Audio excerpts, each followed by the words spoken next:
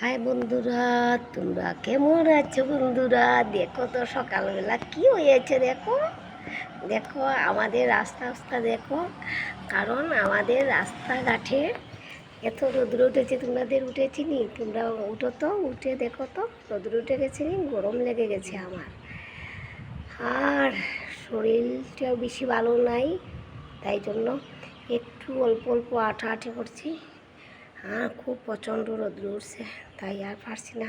কই তোমাদেরকে আমি একটু দেখাই, হ্যাঁ, গরম কীভাবে পড়ছে। তাই আমি হেঁটে হেঁটে যাচ্ছি, তো তাই তোমাদেরকে দেখাচ্ছি, ঠিক আছে?